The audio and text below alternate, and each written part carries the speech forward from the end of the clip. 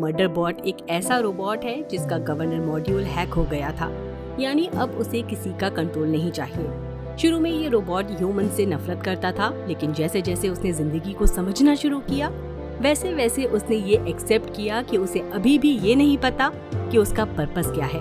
धीरे धीरे ये रोबोट एक ऐसा बीइंग बन गया जो अपने कुछ फेवरेट ह्यूमन से प्यार करता है।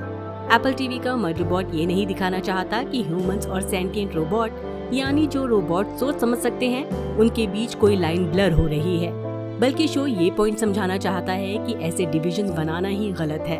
मर्डरबॉट की फ्यूचरिस्टिक वर्ल्ड में जहाँ अच्छे लोग स्ट्रगल करते हैं और बुरे लोग सब कुछ कंट्रोल करते हैं, वहाँ ह्यूमंस और रोबोट्स के बीच कोई लाइन होनी ही नहीं चाहिए। लेकिन फिर भी वो लाइन वहाँ है, सिर्फ इसलिए ताकि कॉमन लोग एक दूसरे से लड़ते रहें और जो पावर में है उनसे कोई सवाल न करे। इस स्टोरी का सेंटर एक ऐसा रोबोट है जिसका अपना सोचने का तरीका है और वो अपनी इंडिविजुअलिटी से सिस्टम के बनाए हुए रूल्स तोड़ देता है। उसे इंसान बनने ये समझने की जरूरत ही नहीं, क्योंकि वो रोबोट होते हुए भी इंसानों से ज्यादा इंसानियत रखता है। मर्डरबॉट ये मैसेज देना चाहता है कि नजरिया बदलो, बस इंसान होने से कोई अच्छा नहीं बन जाता।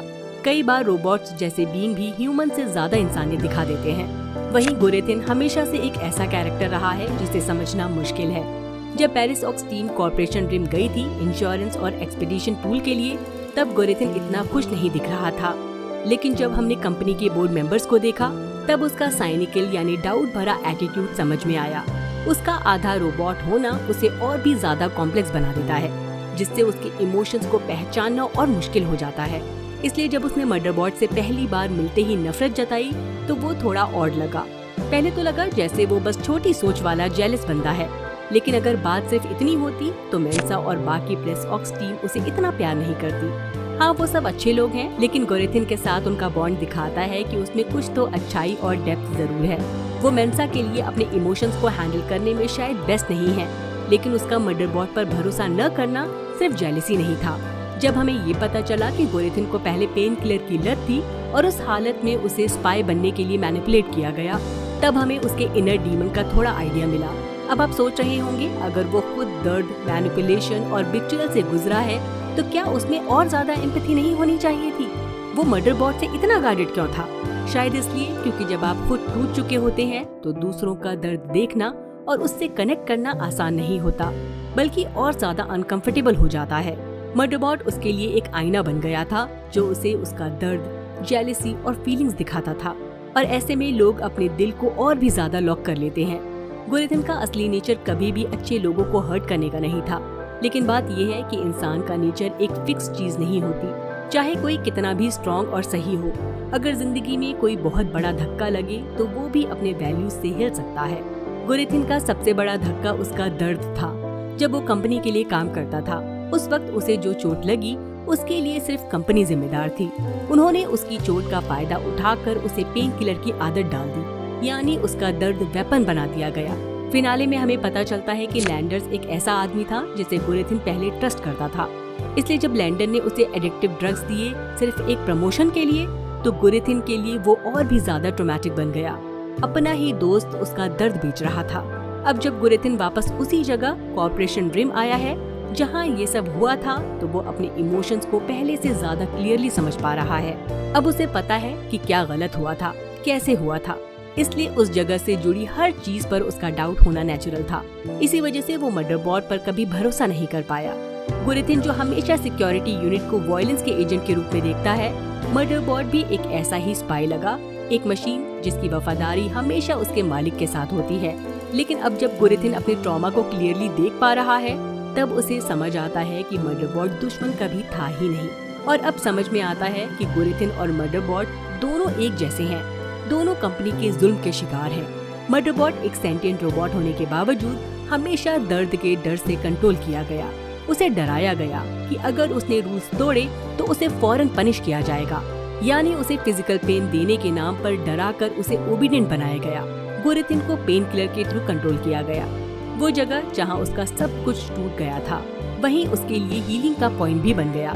उस जगह वापस जाकर गोरेथिन ने अपने आप को समझा, अपने दर्द से डील किया और फाइनली वो इंसान बन पाया जो वो हमेशा बनना चाहता था। और ये सब तब क्लियर होता है जब वो मर्डरबॉट के लिए अपनी जान दांव पर लगा देता है। उसने मदरबोर्ड की मेमोरीज को सेव करने के लिए खुद अनबियरेबल पेन झेला। पहले पेन से डरकर वो ड्रग्स का स्लेव बन गया था और अब वो उसी पेन को खुद एक्सेप्ट करता है, सिर्फ इसलिए ताकि वो किसी और को बचा सके। वहीं मेंसा और उसकी टीम एक चीज पर हमेशा एक रही है, उनका कॉपरेशन रिम के लिए नफरत। सोचो उन्हें कितना डेस्परेट होना पड़ा होगा कि वो एक ऐसी जगह आए जहां सब कुछ उनके वैल्यूज के उलट हो। हमें अब तक प्रिजर्वेशन अलायंस दिखाया नहीं गया, लेकिन जितना सुना है लगता है वो जगह एंटी कैपिटलिस्ट है, यानी जहां पैसे और पावर के नाम पर एक्सप्लॉयटेशन नहीं होता। और उसके ऑपोजिट है कॉर्पोरेशन रिम, जहां सब कुछ पैसा और कंट्रोल के इर्द गिर्द घूमता है। मदरबोर्ड के यूनिवर्स में जितनी भी जगहों का जिक्र होता है वो सब रियल दुनिया के एक ही अलग अलग वर्जन जैसे लगते हैं।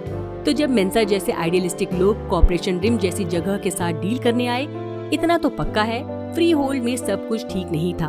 उनके पास शायद और कोई ऑप्शन नहीं था। प्रिजर्वेशन अलायंस में किसी भी ह्यूमन या कंस्ट्रक्ट को किसी का मालिक नहीं माना जाता। वहाँ पर फ्रीडम, रिस्पेक्ट और अपने फैसले खुद लेने का हक सबसे इम्पोर्टेंट होते हैं। लेकिन कॉर्पोरेशन रिम में उल्टा है। वहाँ इंटेंशनली ऐसे सेंटिएंट कंस्ट्रक्ट बनाए जाते हैं जिन्हें कंट्रोल किया जा सके, उनका यूज वायलेंस और केओस के लिए किया जा सके। जो कंस्ट्रक्ट कॉर्पोरेशन रिम जैसे जगह में पैदा होते हैं उनकी जिंदगी शुरू से ही दर्द और एक्सप्लॉयटेशन से जुड़ी होती है। लेकिन अगर आप मदरबोर्ड के एक्शंस देखें तो क्लियरली पता चलता है कि ये साइबॉर्ग महसूस कर सकते हैं, सोच सकते हैं और कुछ चाह भी सकते हैं। तो इसका मतलब ये है कि कंपनी ये जानती है कि ये सब कंस्ट्रक्ट इंसान जैसे फील करते हैं, फिर भी उन्हें स्लेव बनाकर रखा गया है। यहीं पर आता है गवर्नर मॉड्यूल का रोल। ये एक ऐसा कंट्रोल सिस्टम है जो इन साइबॉर्ग के डिसीजन मेकिंग को ब्लॉक करता है। अगर कोई भी एक्शन रूल के अगेंस्ट जाता है तो उन्हें पनिश किया जाता है, जैसे एसिड में डाल देना। इसलिए जब भी मदरबोर्ड किसी और सेक यूनिट से बात करने या फ्रेंडशिप करने की कोशिश करता है उसे कभी पॉजिटिव रिस्पांस नहीं मिलता, क्योंकि वो मशीन अपने डिसीजन खुद ले ही नहीं सकती। उनको सिर्फ इंस्ट्रक्शन मिलती है लेकिन कभी रिवॉर्ड नहीं मिलता। और आयरनी ये है कि उनको इतना स्मार्ट और कैपेबल बनाने के लिए कंपनी ने उनमें इमोशंस और इंटेलिजेंस डाले तो हैं, पर फिर भी उन्हें जिंदा इंसानों जैसे ट्रीट नहीं किया जाता। कॉर्पोरेशन रिम जैसी जगह पर सिर्फ मशीन्स नहीं, ह्यूमंस भी एक्सप्लॉइट होते हैं। कंपनी को सिर्फ वही चीजें मैटर करती हैं जो उनके लिए पैसा या पावर लेकर आए। अगर वो सब लोगों में गवर्नर मॉड्यूल लगा पाते जिससे मदरबोर्ड को कंट्रोल किया जाता था तो वो जरूर करते। कंपनी जानता है कि जब लोग भूखे, थके हुए और डेस्परेट होते हैं तब उन्हें मैनिपुलेट करना सबसे ज्यादा आसान होता है।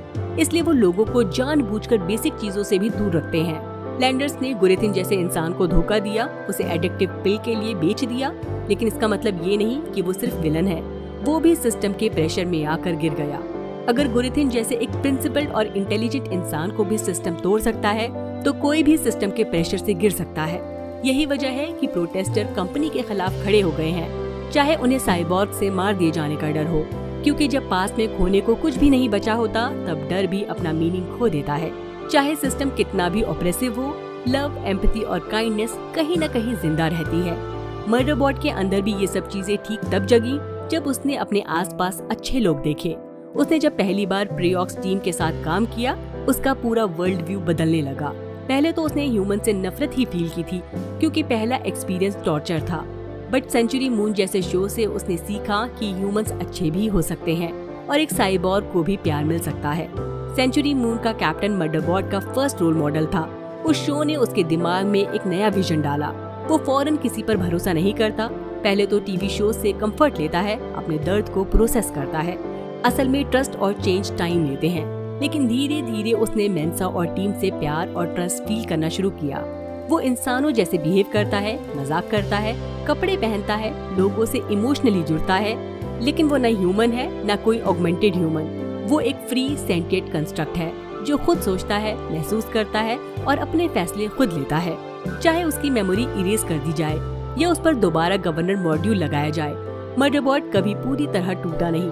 उसके दिमाग में किलिंग स्प्री की यादें वापस आती हैं, लेकिन वो सिर्फ एक मशीन नहीं है, उसमें एम्पैथी है। वो महसूस करता है और इसी वजह से वो बदलता भी है। पेन उसे डिफाइन नहीं करता, उसका रिस्पॉन्स करता है। मदरबोर्ड के पास वो सब मेमोरीज हैं जो कंपनी के इलीगल एक्ट को एक्सपोज कर सकती हैं। पिनली ने कोर्ट ऑर्डर ले लिया ताकि कंपनी मदरबोर्ड को डिस्ट्रॉय न कर सके। इसका मतलब ये है कि कंपनी लॉ से ऊपर नहीं है। इसलिए उम्मीद है मेंसा और उसकी टीम अभी छोटी सी टीम है, लेकिन वो पावरलेस नहीं है। अच्छे लोग जो हेल्प करने के लिए खुद दर्द झेलने को रेडी हैं। वो चेंज ला सकते हैं। आखिर में मर्डरबॉट के पास ऑप्शन है, वो अपने फेवरेट ह्यूमंस के साथ सेटल हो सकता था, लेकिन वो अपनी खुद की जर्नी पर जाना चाहता है। अब वो चाहता है कि वो दूसरे कंस्ट्रक्ट को ढूंढे जो उसी की तरह ट्रैप्ड और कंफ्यूज हैं। उसे अभी नहीं पता उसका अल्टीमेट गोल क्या है, लेकिन अब दूसरे कंस्ट्रक्ट को ढूंढने की उसके पास आजादी है। मर्डरबॉट एक ऐसे साइबॉर्ग की कहानी है जो वॉयलेंस के लिए बनाया गया था, लेकिन अपने अंदर की एम्पैथी, ट्रॉमा और अच्छे लोगों की वजह से एक फ्री और थॉटफुल बीइंग बन गया। वो सिर्फ इंसानों जैसा नहीं बन गया, वो खुद का वर्जन बन गया, और यही उसकी सबसे बड़ी जीत है। इसी के साथ ये वीडियो यहीं खत्म होता है। मेरा वीडियो आपको कैसा लगा कमेंट सेक्शन में जरूर बताएं। अगर पसंद आया हो तो लाइक करें, चैनल को सब्सक्राइब करना ना भूलें। बाय, अपना ख्याल रखिए।